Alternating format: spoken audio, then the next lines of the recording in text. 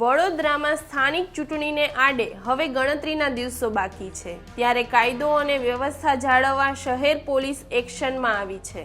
શહેરના મુખ્ય પ્રવેશદ્વારો અને નાકાઓ પર પોલીસ દ્વારા સઘન વાહન ચેકિંગ હાથ ધરવામાં આવી રહ્યું છે।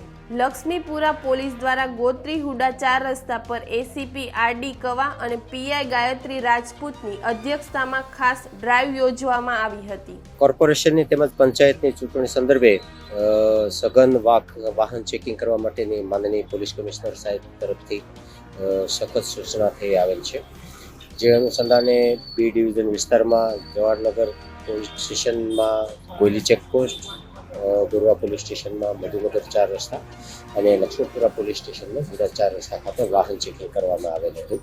આ ખાસ ડ્રાઈવમાં કાર અને બાઇક સહિત તમામ શંકાસ્પદ વાહનોની ઝીણવટભરી તપાસ કરવામાં આવી રહી છે। ચૂંટણી પ્રક્રિયા શાંતિપૂર્ણ રીતે સંપન્ન થાય તે માટે પોલીસ તંત્ર સતર્ક છે। વડોદરા શહેર હવે અભેદ કિલ્લામાં ફેરવાયું। જોતા રહો ગુજરાત વંદન। ધન્યવાદ।